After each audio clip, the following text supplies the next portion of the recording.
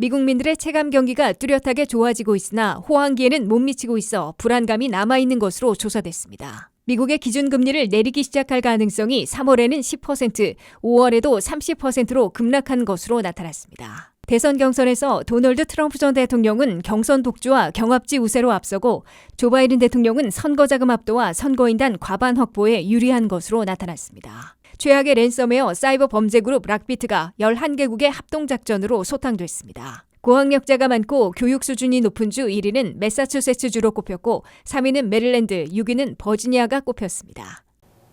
여러분 안녕하십니까? 워싱턴 뉴스 투데이입니다.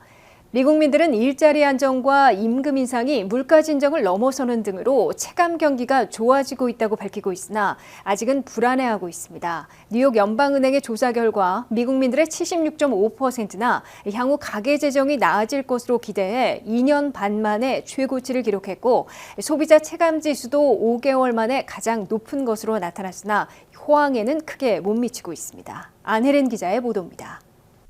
2024년 새해 초 미 국민들의 체감 경기가 뚜렷하게 좋아지고 있으나 호황기에는 못 미치고 있어 불안감이 남아있다고 CNBC가 20일 보도했습니다. 뉴욕 연방은행이 발표한 2월 중순의 설문조사 결과 미 국민들의 76.5%나 향후 1년 동안 가계 개정이 나아질 것으로 기대하고 있다고 밝혔습니다. 이 같은 경제 낙관론은 2021년 9월 이래 2년 반 만에 최고치를 기록한 것이라고 CNBC는 전했습니다. 미시건 대학이 발표하고 있는 소비자 체감 지수는 1월에 79를 기록해 5개월 만에 최고치를 기록했습니다. 지난해 8월부터 12월까지 5개월 동안은 61에서 69까지를 기록한 바 있습니다. 다만 미시건 대학의 소비자 체감 지수는 50 아래로 떨어지면 불경기이고 100을 넘으면 호황을 의미하는데 팬데믹 직전인 2020년 2월에 101에 비하면 올 1월은 79점이어서 아직 크게 미달하고 있습니다. 미국의 중산층과 저소득층이 가장 영향을 받고 있는 임금 인상이 물가 상승을 추월해 실질 소득이 플러스가 된 게 미국민들의 체감 경기를 개선시키고 있는 주된 요인으로 CNBC는 해석했습니다. 애틀랜타 연방은행이 집계하고 있는 임금 인상률은 연방노동부와 다소 차이를 보이고 있는데 최근 3개월 평균을 내고 있습니다. 애틀랜타 연방은행은 3개월 평균으로 올 1월 임금 인상률은 5%라고 계산했습니다. 지난해 4분기 석 달 동안 연속 기록했던 5.2%보다는 약간 낮아진 것이지만 팬데믹 직전의 평균 3.5% 인상보다는 높은 수준을 유지하고 있습니다. 게다가 연방노동부가 발표한 매일 구입해야 하는 생필품과 매달 내고 있는 주거비 등을 보여주는 CPI, 소비자 물가가 올 1월 3.1%를 기록해 임금 인상 5%를 크게 밑돌고 있습니다. 물가 상승보다 임금 인상이 높으면 근로자들이 그만큼 돈을 쓰거나 저축할 여력이 생기게 됨을 의미하고 있습니다. 여기에 미국의 실업률은 지난해 11월부터 올 1월까지 3.7%를 유지해 50년 만에 최저 실업률을 이어가고 매달 일자리 증가도 20만 개 내지 30만 개 이상을 기록하고 있어 미 국민들이 일자리 안정을 체감하고 있습니다. 미국 경제는 미 국민 소비자들이 일자리가 안정되어야 돈을 벌어 쓸 수 있고 소비 지출이 GDP 성장에서 68%나 차지하고 있는 내수 경제인데 3대 요소들이 호조를 이어가고 있어 체감 경기도 좋아지고 있는 것으로 해석되고 있습니다. 그러나 물가 진정세에도 불구하고 서민들이 매일 사야 하는 식품 등 생필품은 전체 평균보다 2배 이상 올라 있고 매달 내야 하는 렌트비를 비롯한 주거비, 자동차 보험료 등은 좀처럼 내리지 않고 있는 데다가 일자리 냉각이 예고되고 있어 미국민들의 경제 불안은 아직 남아있는 것으로 분석되고 있습니다. WKTV 뉴스 안혜린입니다. 미국의 기준금리를 내리기 시작할 가능성이 3월에는 10%에 불과하고 5월에도 30%로 급락한 것으로 나타났습니다. 미국의 고용과 성장, 물가가 예상을 뛰어넘는 지표로 나오자 기준금리 인하 시작 시기가 계속 늦춰지고 있어 3월 20일과 5월 1일은 그 가능성이 사라지고 6월 12일의 가능성은 50%로 올라간 것으로 조사됐습니다.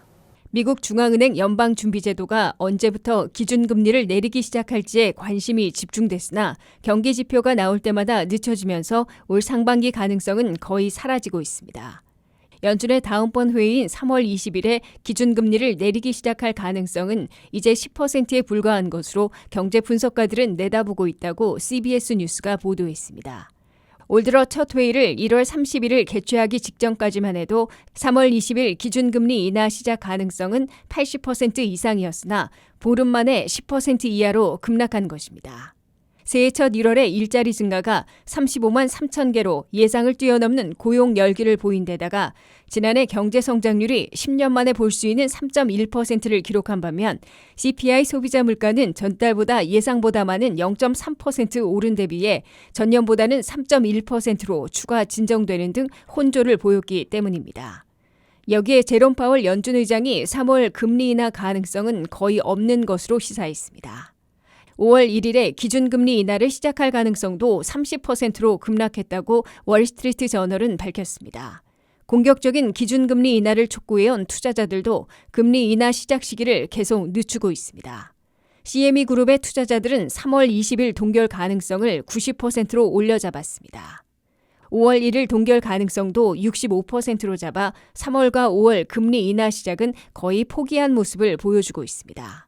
CME 투자자들은 6월 12일에 금리를 내리기 시작할 가능성을 50%로 잡아 동결 가능성 29.5%보다 많게 내다보고 있습니다. 연준이 기준금리를 내리기 시작하는 시기가 빨라야 6월 12일에나 가능할 것으로 예상됨에 따라 미국민 소비자들은 주택모기지, 신용카드와 자동차 할부 등의 이자율이 내려 금융부담이 줄어드는 혜택을 보려면 수개월을 더 기다려야 할 것으로 보입니다. 주택 모기지 이자율은 다시 7%를 넘어서고 있으며 신용카드 APR 이자율은 21%로 올라 있는데 기준금리 인하가 늦춰지면서 수개월간 내릴 것으로 예상하기 어려운 상황입니다. 기준금리가 인하하기 시작해야 신용카드와 자동차 융자 이자율이 내릴 수 있고 국채 10년물 수익률과 연동된 모기지 이자율도 낮아질 수 있기 때문입니다.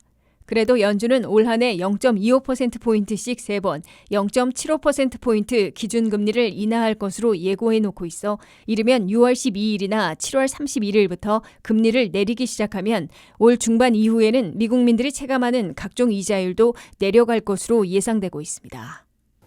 백악관행 레이스에서 도널드 트럼프 전 대통령은 경선 독주와 경합지 우세로 앞서고 있는 반면에 조 바이든 대통령은 선거 자금에서 압도하고 선거인단 과반 확보의 길이 넓다는 점에서 유리한 것으로 나타났습니다.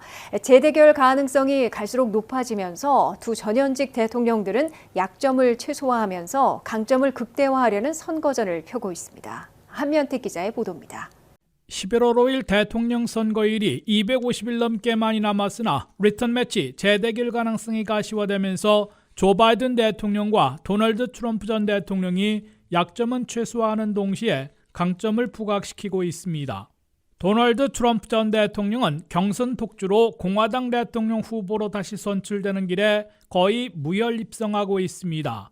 24일 실시되는 사우스캐롤라이나 예비선거는 당적에 상관없이 누구나 투표할 수 있는 오픈 프라이머리인데다가 니키 헤일리 후보가 주지사를 지낸 텃밭이어서 마지막 보루로 삼아왔는데 트럼프 전 대통령의 경선 독주는 막지 못하고 있습니다. 리얼 클리어 폴리틱스가 각 여론조사를 종합한 결과 사우스캐롤라이나에서도 트럼프 전 대통령이 62대 37%로 25포인트 안팎의 압도적 차이로 헤일리 전 주지사를 따돌리고 있습니다. 트럼프 전 대통령의 경선 독주로 3월 5일 16개주 동시 경선이 실시되는 슈퍼 화요일을 비롯한 3월 중에 공화당 경선 압승, 공화당 대통령 후보 재선출을 사실상 일찌감치 결정지을 것으로 예고되고 있습니다. 트럼프 전 대통령은 경선에서 심각한 출혈과 상처 없이 지명권을 얻어 11월 5일 본선에 데뷔할 수 있게 됩니다. 트럼프 전 대통령은 특히 본선 승리를 판가름할 6대 격전지 경합지 여론조사에서 현재 6곳 중에 5곳이나 우세를 보이고 있습니다. 리얼 클리어 폴리틱스가 종합한 경합지 지지율을 보면은 트럼프 전 대통령은 경합지 중에 최대 표밭 펜실베니아 한 곳에서만 0.6포인트 차이의 열세를 보이고 있을 뿐 5곳에서 우세를 유지하고 있습니다.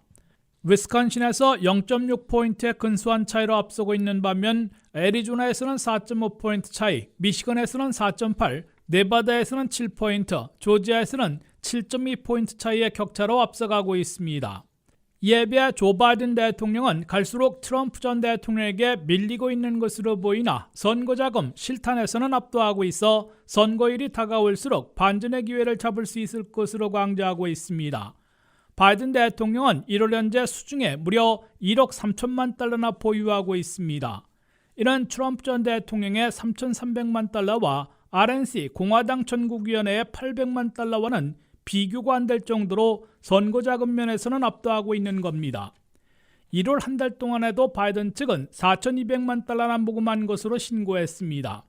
바이든 대통령은 여기에 대통령 선거인단 538명 중에 과반인 270명을 확보하면 재선되는데 6대 경합지들 가운데 본거지인 펜실베니아 20명과 되찾을 것으로 믿고 있는 미시간 15명, 접전을 벌이고 있는 위스콘신 10명을 차지하면 당선될 수 있는 약간 유리한 구도를 갖고 있습니다. WKTV 뉴스 한면택입니다.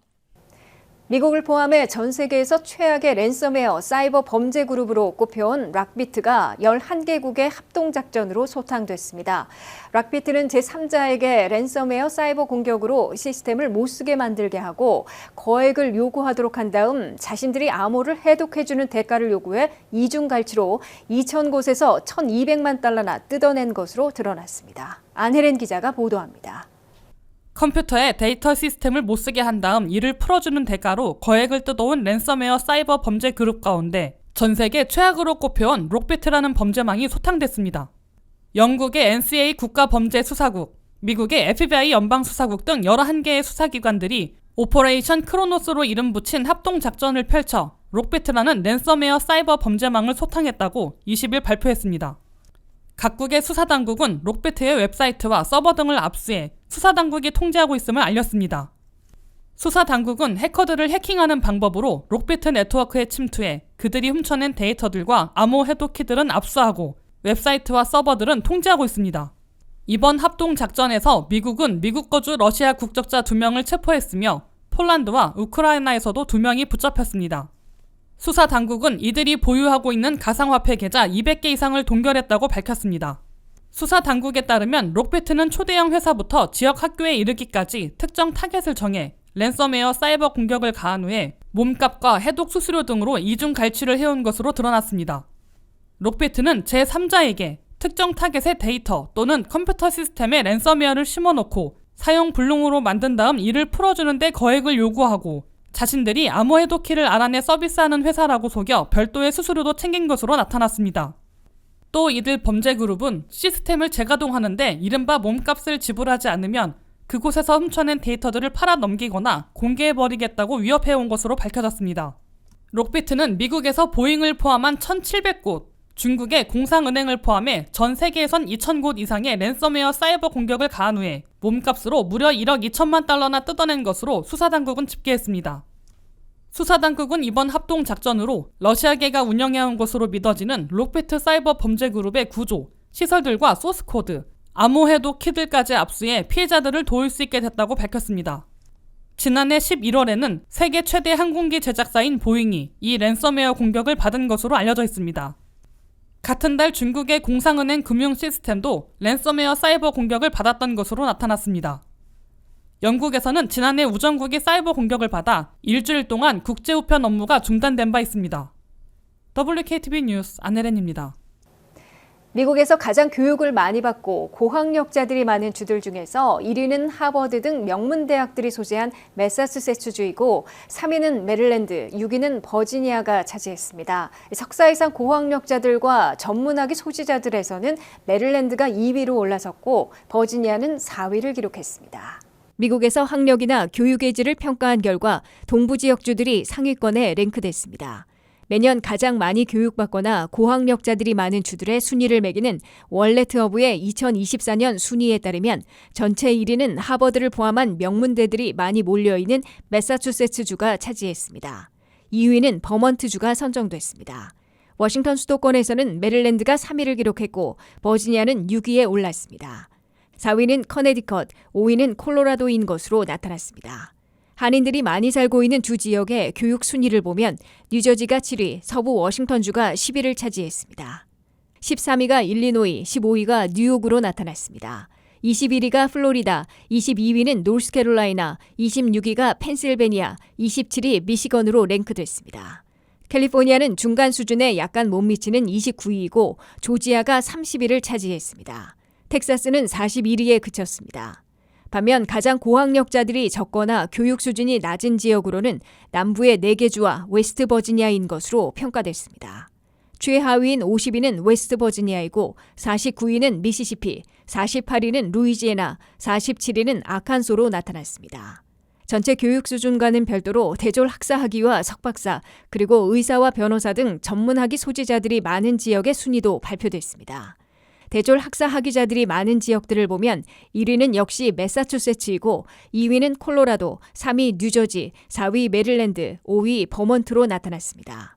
대학원을 졸업해 석사, 박사 학위를 갖고 있거나 전문 학위를 소지한 주민들이 많이 있는 것은 1위는 매사추세츠이고 2위가 메릴랜드, 3위는 예일대가 있는 커네디컷, 4위는 버지니아, 5위 버먼트로 집계됐습니다. 이상으로 워싱턴 뉴스투데이를 마치겠습니다. 시청해주신 여러분 고맙습니다.